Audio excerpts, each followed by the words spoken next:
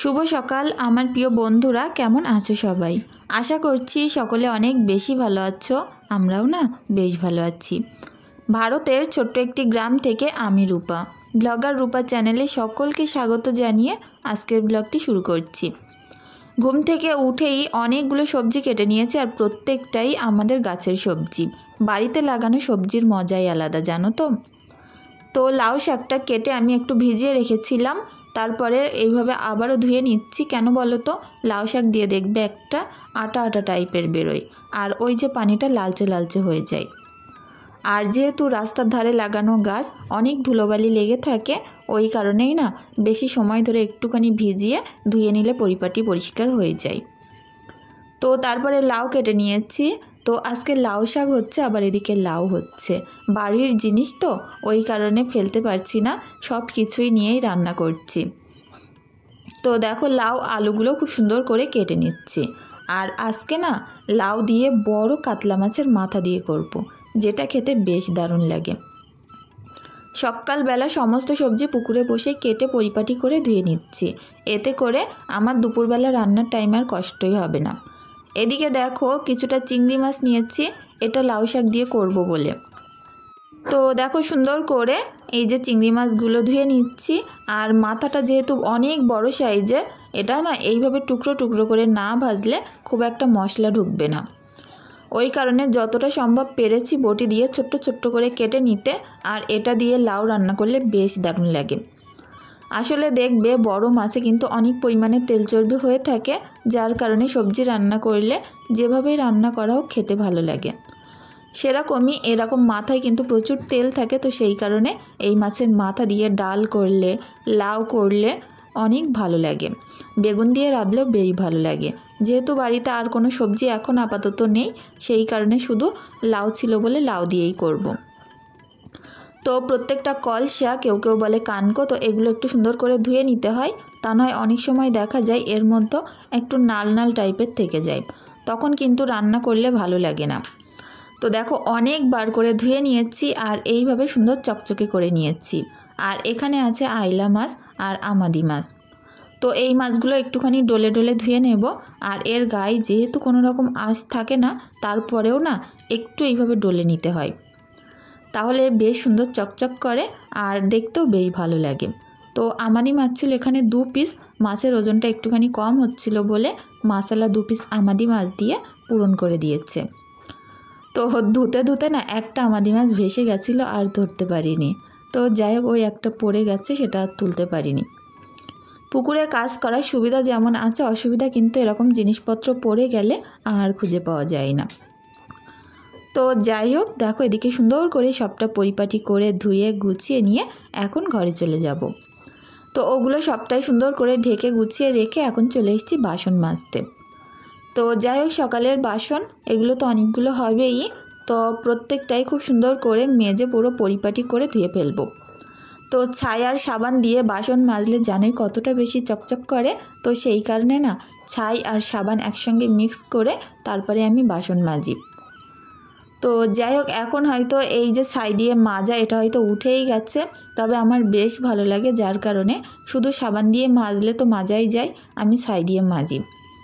এতে করে আমার বাসনগুলো বেশ দারুণ চকচক করে, আর মনে হয় যেন দূর থেকে যেন চমকাচ্ছে।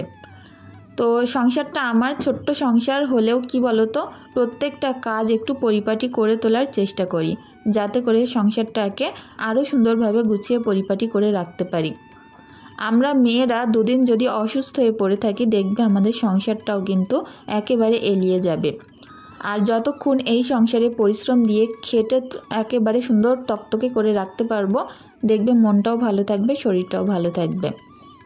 তো ওই কারণে চেষ্টা করি শত কষ্ট হলেও প্রত্যেক দিনের কাজ টাইমে করে একেবারে সংসারটাকে পরিপাটি করে গুছিয়ে রাখতে।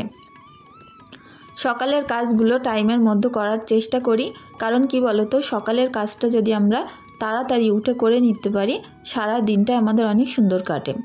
কারণ সবথেকে কাজ বেশি থাকে সকাল থেকে দুপুর পর্যন্ত, এই টাইমটাকে মেনটেন করতে পারলে না আর সারাদিন মনে হয় কোনো কাজই নেই। তো সেই কারণে ঘুম থেকে উঠেই একেবারে লেগে পড়ি, আর প্রত্যেক দিন অনেক সুন্দর একটা এনার্জেটিক মর্নিং আমার কাটে। সেটা হচ্ছে প্রত্যেক দিন একটু উষ্ণ গরম পানি আর লেবু খাই, যেটা না আমার শরীরকে অনেকটাই হালকা রাখে। তো যাই হোক, দেখো প্রত্যেকটা বাসন মেজে এখন আমি ঘরে চলে যাচ্ছি, ওগুলোকে রেখে আসবো। আর সিমরান ঈশা এখানে খেলা করছিল, ওরাও দুজনা ঘরে চলে যাচ্ছে। আমি যখন বাইরে থাকি ওরা বাইরে থাকে, আমি ঘরে আসলে ওরা সাথে সাথে ঘরে চলে আসে। তো এদিকে দেখো ব্ল্যাঙ্কেটটা খুব সুন্দর করে ভাঁজ করে নিচ্ছি, প্রত্যেকটা ব্ল্যাঙ্কেট খুব সুন্দর করে ভাঁজ করে কর্নারে রেখে দেব। ঠান্ডা প্রায় চলেই গেছে, ব্ল্যাঙ্কেটগুলো তোলার দিনও চলে এসছে। আর এই গরমকালে মশারও না বেশ বেগ হয়েছে। এতদিন ব্ল্যাঙ্কেট গায়ে দিতে হতো, আর এখন মশারি টাঙিয়ে রাখতে হচ্ছে সারা দিন সন্ধ্যা। তো যাই হোক, এইভাবেই কাটছে। বাচ্চা কাচ্চার বাড়ি তো ঘুম পাড়ালেই মশারি টাঙিয়ে দিতে হচ্ছে, এতটাই মশা হয়েছে। তো এখন চলে এসেছি ডাইরেক্ট রান্নাঘরে, আর তেলের জারে আর অল্প একটুখানি তেল আছে, তো ভাবলাম তেলটা ভরে নিই। তো এই যে আমি কিং তেলটা ব্যবহার করি বেশিরভাগই, এটা অনেকটাই হালকা হয়, আর এটা না বেশ সুন্দর বসে না, একদমই এরকম সুন্দর থাকে। তো সেই কারণে এই তেলটাই আমি ব্যবহার করি। আর এই যে পেপারে একটুখানি তেল আছে, পেপারটা এরকম কাত করে একটা বাটিতে আমি রেখে দেব, যেটুখানি তেল বার হবে কোনো একটা ভাজি টাজির ভিতরে দিয়ে দেব। তো যাই হোক, এরকম 1 কেজি করে তেল 1 বোতল করে হয়, আর আমার অনেকটা সুবিধা হয় বোতল থেকে নিয়ে নিয়ে রান্না করতে, সেই কারণে ওই বোতলেই রাখি। আর এদিকে উনুনটা এখন খুব সুন্দর করে ধরিয়ে নেব। উনুনটা যেহেতু লেপে রেখেছিলাম, দেখছো তো কত সুন্দর লাগছে। প্রত্যেক দিন যদি এভাবে একটু পরিপাটি করে না কাজ করে নেওয়া যায়, পরিপাটি জায়গায় কাজ করা হয়, দেখবে খুব সুন্দর মন বসে। তো এখানে এই যে রিফাইন তেলটা দিয়ে দিলাম, আর তারপরে পেঁয়াজ রসুন আর সুন্দর করে কাঁচা লঙ্কা দেব, আর এগুলো একটু ভাজা ভাজা করে নিয়ে লাউ শাকের ডগাগুলো দিয়ে দেব। যেহেতু লাউ শাকের ডগাগুলো প্রচুর জালি, সেই কারণে সিদ্ধই করা লাগছে না। মাঝে একদিন রান্না করেছিলাম প্রেশার কুকারে সিদ্ধ করে নিয়ে, কি বলবো একদম নেতিয়ে গেছিলো। তো আজকে ভাবছি পারফেক্ট করে রাখার জন্য এই লাউ শাকটাকে কোনো রকম সিটি দেব না, ওইভাবেই তেলে ভাজতে ভাজতে নরম করে ফেলবো। তো এদিকে দেখো শাকের মধ্যে নুন হলুদ দিয়ে দিয়েছি, আর এভাবে হালকা ঢাকা দিয়ে দিয়ে রান্না করে ফেলবো। আর যদি লাউ শাকটা দেখবে যদি হলদেটে হলদেটে হয়ে যায়, জালি না থাকে, তখন কিন্তু একটু সিটি দিয়ে নেওয়া ভালো, কারণ লাউ শাক আবার বেশিক্ষণ ধরে রান্না করলে টক হয়ে যাওয়ার ভয় থাকে, খেতে কিন্তু ভালো লাগে না। আজকে যেভাবে আমি রান্না করেছিলাম একেবারে পারফেক্ট হয়েছিল। আর দেখো একটা মাছ কেটে ছোট ছোট করে কেটেছি, কতগুলো টুকরো হয়েছে। এটাকে সুন্দর করে নুন হলুদ মাখিয়ে রেখে দেব, একটুখানি বাদেই ভাজা করে ফেলবো। মার দেব তোদেরকে, আমি মার দেব তোদের, বল আমি মাথা ফাটে দেব। ওরকম বলতে নেই, তুমি মারবে? হ্যাঁ। কেন? হচ্ছে আমাদের যে প্রত্যেকদিন কুল করে চেলে নিয়ে যায়, কুলগুলো পেরে নিয়ে যায়। হ্যাঁ, তুমি ওদেরকে বকে এসে দেখো। আর হচ্ছে একটুখানি আমাদের বড় স্কুল আছে, একটুখানি ওদের আমি মারবো নাকি ওটা কি করবো? আমি ওটাকে আমি বকবো, আর হচ্ছে কিন্তু আমাদের মার নিয়ে যাবে। তাই তো, আমরা কষ্ট করে মাছ পুষেছে, ওরা মাছ নিয়ে যাবে। শোনো, মাছ নিয়ে গিয়ে ওরা কি করবে? মাছ নিয়ে তো ওরা হচ্ছে খেলা করবে। তো এখানে ঈশার কথাগুলো শুনতে পারছো, এতটাই বেশি দুষ্টু আর এত কথা বলা শিখেছে কি বলবো। পাশের বাড়ির অনেকেই আসে আমাদের পুকুরে স্নান করতে, আর ওকে নাড়ে এসে যে ওর যে অ্যাকোরিয়ামের মাছ আছে সেগুলো নিয়ে যাবে, আর তা নয় কুল গাছ থেকে কুল পেরে নিয়ে যাবে। তো এইগুলো বলে যখন নাড়ে না, এরকমই রেগে যায়। তো সেটাই আমার সঙ্গে নালিশ করছিল এতক্ষণ ধরে, যে একটা মেয়ে এসে বলেছে ওর মাছ নিয়ে যাবে, গাছের কুল পেরে নিয়ে যাবে, আর এতটাই ও রেগে গেছে। আমি যখন রান্না করি 1 সেকেন্ডের জন্য আমার মুখ বন্ধ থাকে না, ঈশার সঙ্গে সকল সময় আমার বকবক করতে করতেই কাজ করতে হয়।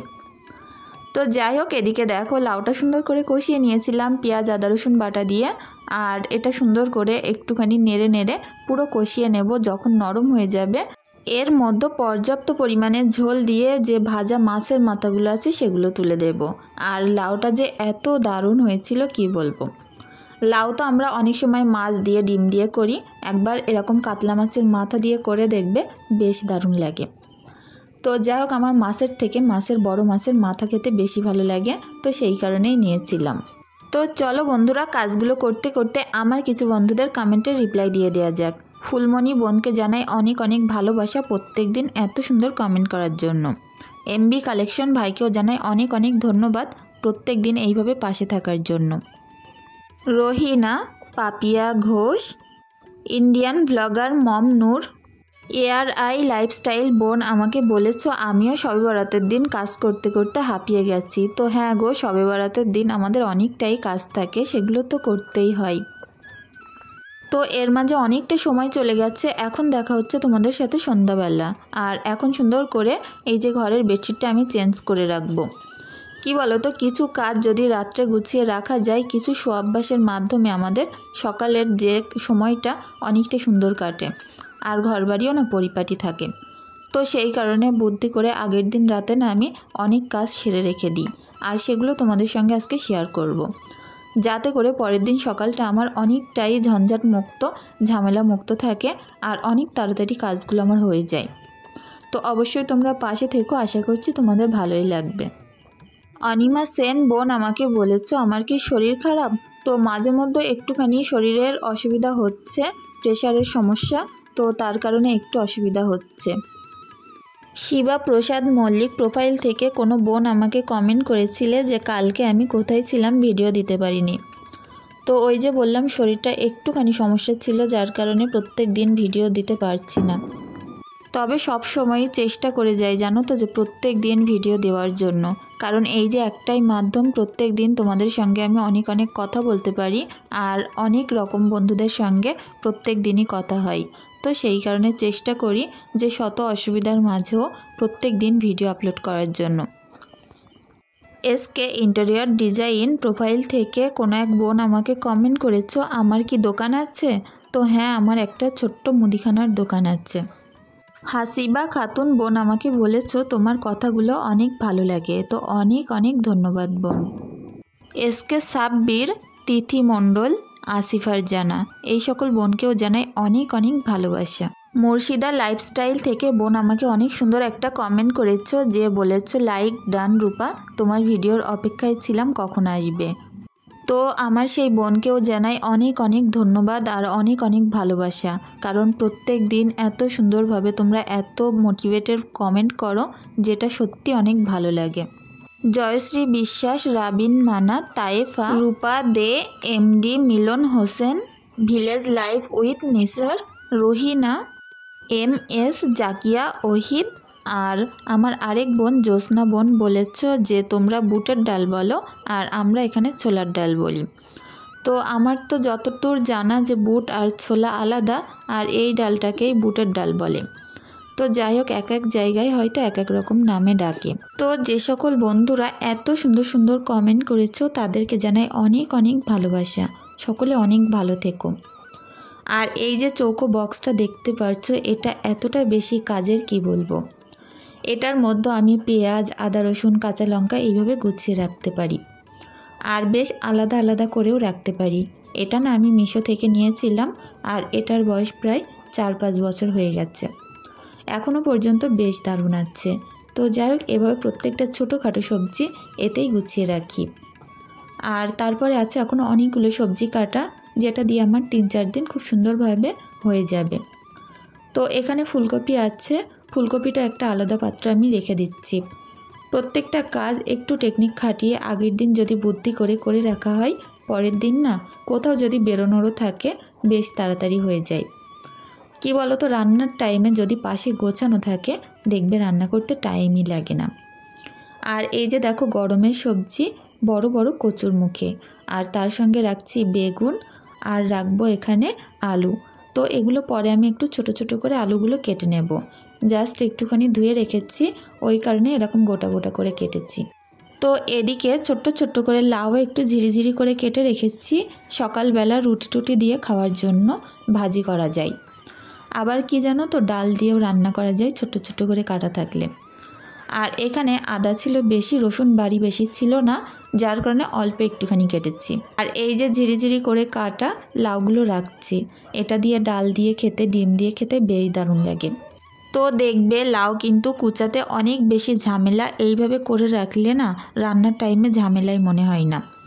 আর এদিকে গোটা সবজিগুলো রাখবো, তার জন্য এই ঝুড়িটা নিয়েছি।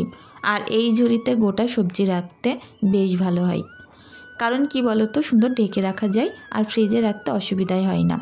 কিছুটা নারকেল রেখেছি, অনেক সময় দেখবে নারকেলের দুধের প্রয়োজন পড়ে, তো এই কারণে এরকমভাবে ছেলে রেখেছি। প্রত্যেকটা সবজি খুব সুন্দর করে গুছিয়ে নিয়েছি। তো বন্ধুরা, আজকের ভিডিওটি এখানেই শেষ করছি। সকলে অনেক ভালো থেকো, সুস্থ থেকো, আমাদের জন্য একটু দোয়া ভালোবাসা রেখে যেও। অনেক ধন্যবাদ।